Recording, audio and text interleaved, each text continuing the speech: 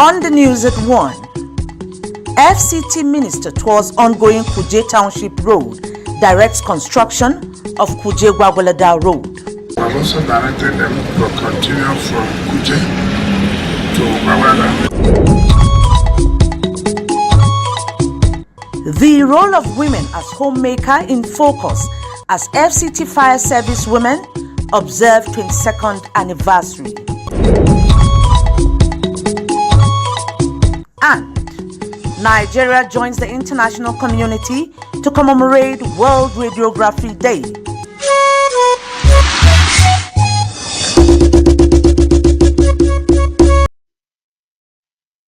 Welcome to the news at 1 on Nta Channel 5, Abuja. I am Mariam George Jitubo. Minister of the Federal Capital Territory, Nyesom Wike, has directed the construction of the Kuje Gwagwalada Road. The minister gave the directive during the inspection tour of the ongoing Kuje Township and dual carriageway from the Airport Expressway. Onoze Yakubu reports. The Kuje Gwagwalada Road has been in a deplorable condition for many years without getting any meaningful attention from the previous administrations. But that will soon be a thing of the past, with the inspection visit by the FCT Minister Nyesom Wike to Kuje Town. First was the inspection of the ongoing dual carriageway from the Airport Expressway, where the FCDA boss, Sheikh Hadi Ahmad, gives an overview of the 9-kilometer road project. Currently, by December 2024, we will have a clear corridor right from the intake. We told them also from the airport intake. There's a road plastic which they are also already programming to do, so that by the time you come next, we should hopefully be presenting to you a full entire corridor of the airport Kuje Road highway fully appeared, and then we sum to the level of the. It is on top of that macadam will come and place binder and wearing cost. Impressed by the level of work at the two project sites, the FCT Minister Nyesom Wike gives an express approval for the construction of the Kuje Gwagwalada Road, a portion that has been begging for urgent attention for a while. We have also directed them to continue from Kuje to Gwagwalada.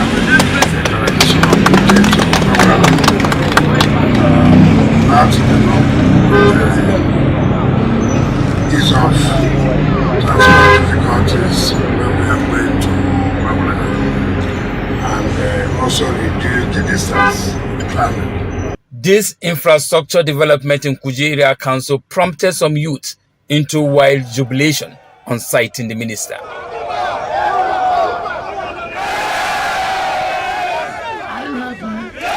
The minister, while emphasizing his administration's stand on prudence with resources in relation to project execution, urges residents to continue to pay their taxes to ensure more provision of critical infrastructure in the territory. Onoze Yakubu, NTA News. The vital role women play in keeping families running while their husbands are away on national assignments cannot be overemphasized, particularly as they acknowledge the challenges and sacrifices made. Hawagimba reports that the FCT Minister of State was represented by her Special Advisor on Social Investment Program, Hajia Maijida Adamukuku, during the launch of the Fire Service Women Association in Abuja. FCT Minister of State, represented by Hajia Maijida Adamukuku, emphasizes government's recognition of women's vital contributions to societal well-being, particularly through skills acquisition programs. Once a woman is empowered, the nation is empowered, she says, highlighting the impact of the present administration's Renewed Hope initiative on Nigerian women. Our youth, if we encourage them with skills, in fact, some of them will not even like going to the academic university or school. At the 22nd anniversary and launch of the FCT Fire Service Wives Association, speakers echo these sentiments, calling women home builders who deserve support and empowerment to build their families. We need to use our hands or whatever God gave us to empower ourselves. The first step to a pathway to performance is to change our belief and make ourselves know that yes, we can do it. The message of the coordinator is for them to remain resilient the way they have been and always be very supportive of their husbands. President of the FCT Fire Service Wives Association, Janet Adebayo, expresses gratitude to the FCT Minister of State and other partners for their support. She pledges to equip fire service wives with skills in various fields of interest. The skill acquisition is for us to develop our women, our children, the less privileged among us, the vulnerable ones among us, the orphans and the widows. The anniversary celebration showcases the crucial work of FOA and its members who tirelessly support their families and communities amidst challenges by acknowledging their efforts. Hawagimba, NTA News. Towards combating the scourge of cancers and other ailments, medical imaging technologists, otherwise known as radiographer or radiologists, have called on the government to provide healthcare institutions with modern radiotherapy machines and make concerted efforts to ensure conducive work environment of personnel so as to reduce brain drain or the Japa syndrome experienced in the sector. Health correspondent Sarafina Oko-Umekwe has more as Nigeria joins the global community to commemorate World Radiography Day.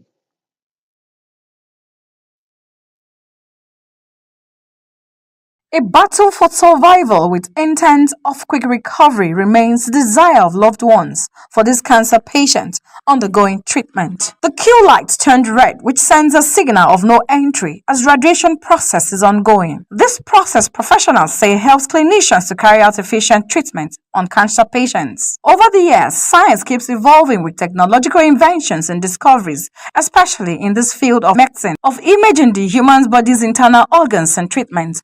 Thus, radiographers on this day are appealing for adequate manpower, training and retraining. Currently in Nigeria, there are not more than 3 or 4 centers that have radiotherapy machines, and there are a lot of patients coming here with cancers. So I'm calling on government to bring more investment in the field of radiography because of its significance. We work with radiation. Radiation, you can't see it, you can't feel it, you can't hear it, so it requires a lot of training. We are the professionals who make one of the greatest sacrifices in healthcare profession. A senior consultant radiologist with the National Hospital says, with the advancement in radiology and radiography specialty, Nigeria cannot afford to be left behind. Hence, government must invest in equipment for better healthcare of Nigerians. We want the government to empower the primary healthcare. Majority of our people, of our doctors, the moment they finish today, majority are going. Because of what?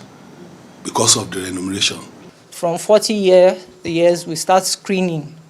So ultrasound now is a supplementary imaging modality. We first do a mammogram. This is the linear accelerator, and this is what we use to treat cancer. Basically, what this does is cancer tumor is targeted using this very beam, and it basically kills cancer cells. The 2024 day celebrates 129 years of milestone in radiography. This one is 160 slides. It's a jump from the regular scans that used to be in Nigeria, the 32, the 64 slide cities. But CT scanning itself is a major tool in diagnostics. With the theme for the International Radiography Day as Enhancing Healthcare Delivery in Nigeria through Advanced Medical Imaging, which underscores the need for well-equipped facilities and personnel, as Nigeria, with a population of more than 200 million in a country, has less than 3,000 practicing radiographers. In Abuja, Serafina Okon-Umekwe, NTA News. Accidents and other emergencies are inevitable in life and often catch people by surprise. However, a disturbing trend in some instances is how some Nigerian youths prefer to record these incidences for content creation on social media rather than giving a helping hand. And this question that keeps popping up in the minds of concerned citizens is, where is the milk of kindness? Ramatu Abdullahi reports. People respond to accidents or emergencies differently. While some simply stand and watch without acting, others can be confused and panic or may even act inappropriately. For instance, some persons crazy about content creation on social media might just be concerned about recording the situation to be the first to post it, leaving the victim to battle with their life without offering a helping hand. The person is wallowing in pain. The person is, looking for assistance and help. But what will you see other people do? Some people, not everybody. We still have a lot of good people. You just go videoing and then you begin to throw it on social media. So I wonder what people benefit from those kind of things. There are a lot of implications to that. You go post something, it's somebody's relation, somebody's father, somebody's mother, somebody's sister. They may not have heard about the incidents. And you quickly go and post it on social media to say, okay, you're the first that posted it. Because that's what we call misinformation. Someone could record somebody and tag it, this person is dead. And that's what we call shock. A family member who has maybe felt this person was going to work and all of a sudden see the family member or whoso is involved in that emergency online and people are tagging the news dead or these casualties are there could actually trigger that person to go to shock. It's something we all have to join hands together and make sure that we will carry out a very good dissemination to the public, that we have to go back to what we are known before. Before, if such a thing happened, you see people running to the person, trying to get the person up, some vehicles even coming to stop to assist you, carry the person to hospital. But opposite is the case now. Providing psychological support by assuring victims that you are there for them or someone is on the way, experts say can encourage the victim. The society requires more of every individual. That when you see anybody in an emergency situation, the first thing you should learn, how do I help? Let me call for help. You call 112 or you call 211, whichever one you call. If you call 112, the 112 immediately call the relevant agency that is concerned. Some people think that using social media can also connect victims to experts who can provide help. But these emergency experts believe that doing something physically to provide immediate help or calling for help can rescue the situation better. Ramatu Abdullahi, NTA News. You're watching the news at 1 on Nta Channel 5, Abuja. Still to come on the news.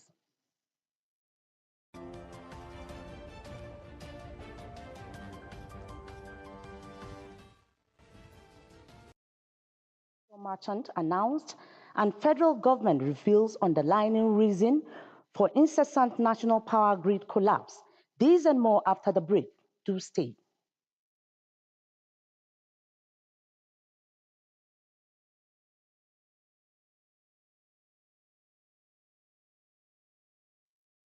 Glad to have you back. It is an item you may see but rarely think twice about. A simple white cane, but for a visually impaired person, it is a vital symbol of independence and accessibility.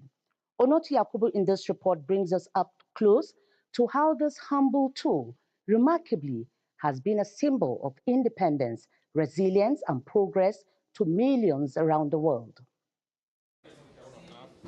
For those living with visual impairments, a white cane is much more than a piece of equipment. It is a lifeline. Originally adopted more than a century ago, the white cane has become a universal sign that empowers the visually impaired to navigate freely while sending a clear message to those around them.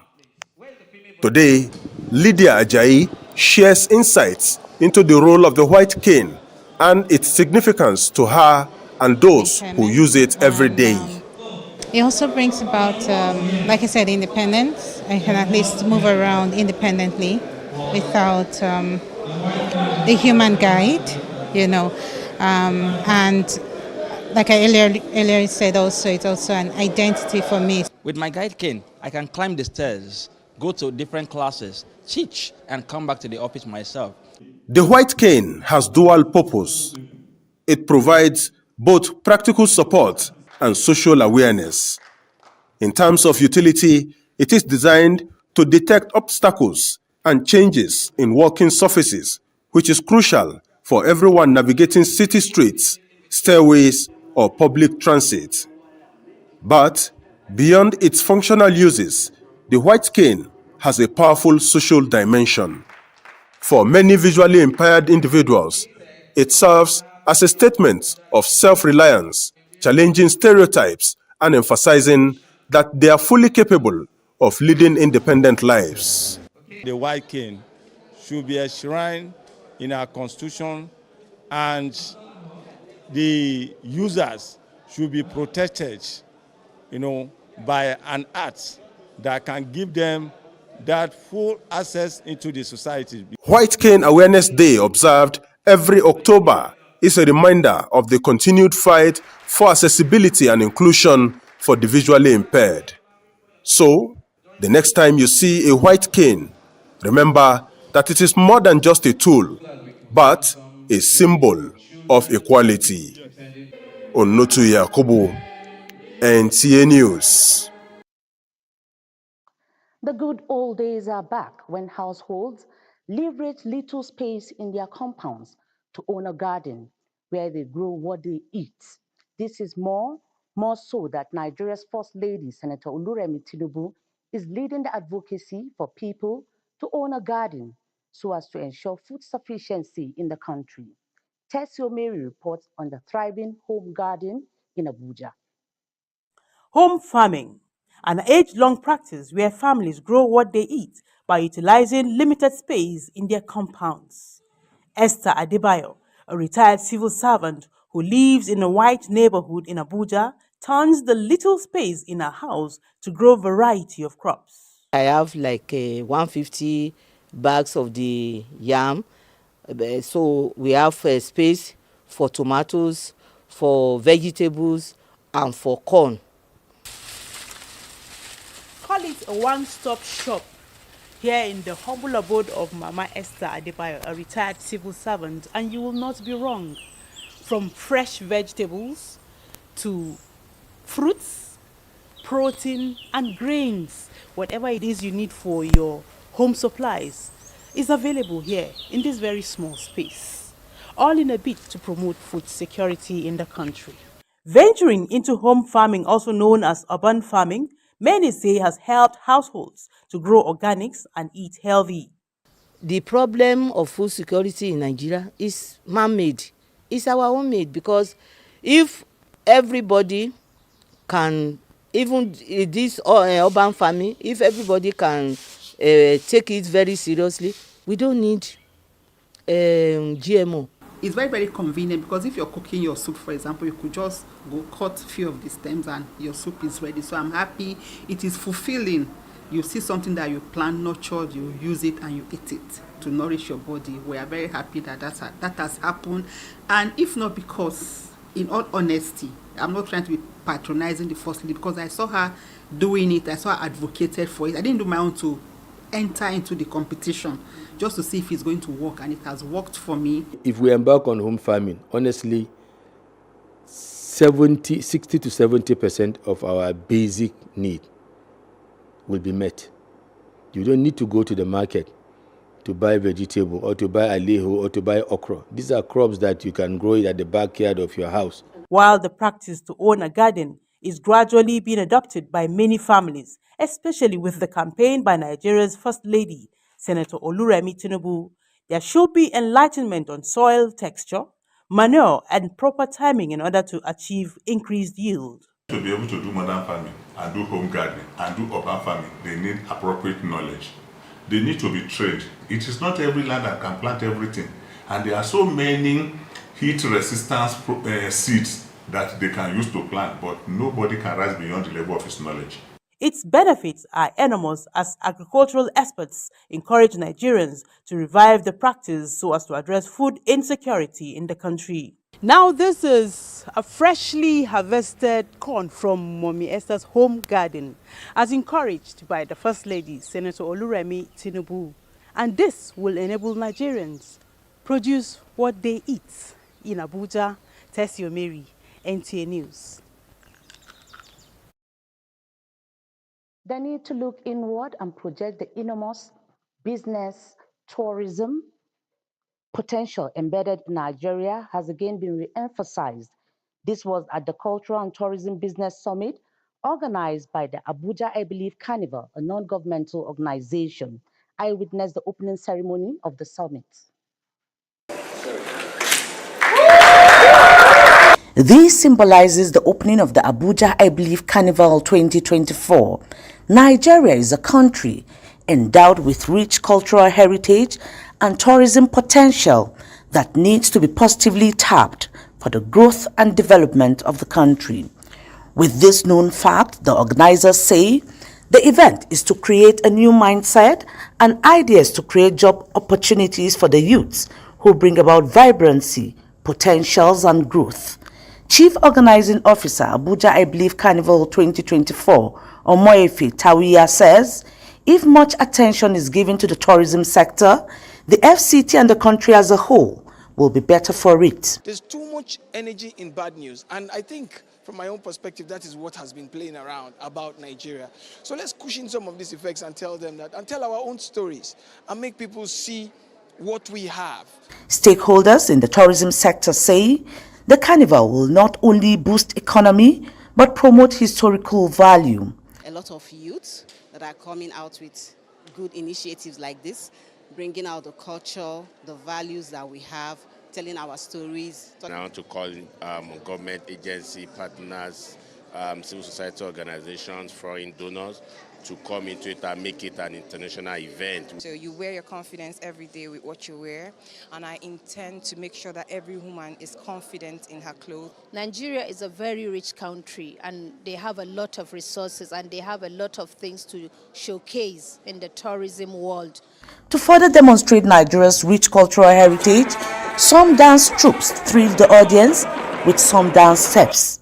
There was also a fashion parade showcasing Nigeria's fashion sense.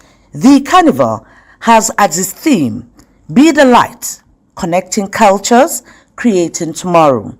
The carnival is expected to last 5 days. In Abuja, Mariam George, Jitubo, NTA News.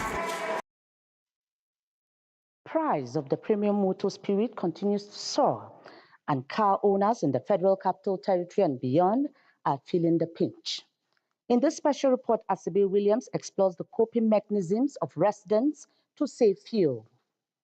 As the fuel pump price continues to soar, car owners are devising innovative ways to reduce expenses. Thank you. A middle-aged civil servant, Shedrack Ilya, shares his major cost-saving method, which he describes as carpooling. It's been difficult, and I've had to make changes that I didn't expect. Normally, I drive whenever I have to come to. I live in Lugbe, and whenever I have to come into town, I drive. But now, today is one example. I either hitch a ride and or just follow a neighbor that come. And now you find out that more of the neighbors are actually waiting for someone to follow. So most times I have to go through public transport. It's not convenient, and for some distance you have to walk under the sun. It's really been difficult, and I wish it was different. Other residents share the strategies, which include combining errands to reduce trips, use of public transports, working from home, and adjusting work schedules, in addition to reducing unnecessary movements. I use public transport to come to work, benching me back to the fuel system, which is high, transportation is high, everyone is feeling the same thing. So it's not been the easiest, to be honest, because of course prices are hiked now, and then there are less vehicles on the road because less drivers, people are not necessarily moving, and then passengers there are much more people going to work at the same time, so we have to get to work regardless. So we will have to cope. Definitely not. Like before, there are places you can go without checking your pulse, but now you have to check your pulse before you go to places. So it has been very hectic. Believe me, comparing the price from 600 to 1,000 plus, honestly, you'll agree with me that we are passing through hell. And the fact remains that the passengers that we are carrying, they don't even know that there is increment of fuel. They still want to maintain the same price they have been paying earlier. Honestly, it's like we'll be looking for another thing to do this time around. As the fuel price hike continues to impact daily life, Nigerians are ready and willing to cope with the current change with creativity, resilience, and willingness to change. And car owners are taking care of their expenses. In Abuja, Asabe Williams, NTA News.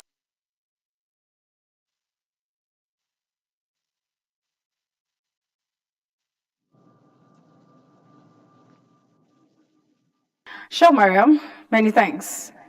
Central Bank of Nigeria reels out modalities for implementation of commercial merchants and non-profit interest banking scheme. Just as the FIRS board says tax bills not a threat to revenue generation. This is Business News. I am Serafina Okon Omekwe. Let's set the ball rolling. The Central Bank of Nigeria has issued guidelines to banks on implementing the free foreign exchange deposit window announced by the federal government recently. The guidelines released by the CBN recently provides modalities for participation of commercial merchants and non-interest banks in the scheme. The notice of the scheme guidelines, which took effect from this week, was jointly signed by the Acting Director of the Financial Policy and Regulation Department and the Acting Director of the Banking Supervision Department of the Central Bank. According to the document, guidelines on implementation of the foreign currency disclosure, deposit, repatriation and investment scheme 2024, banks are at liberty to trade with the forex made available by the scheme.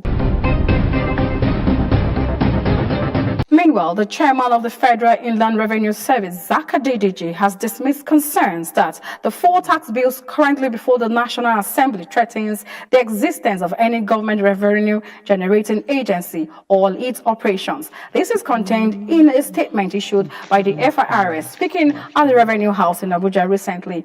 During a meeting with heads of the National Agency for Science and Engineering Infrastructure, the National Information Technology Department Agency, and Tertiary Education Trust Fund, described the concerns as misplaced. He explained that the proposed renaming of the FIRS to the Nigerian Revenue Service will not result in the takeover of other federal agencies, contrary to widespread speculations. That concludes Business News this week. Stay for the continuation of the news. I am Serafina Okon Omekwe.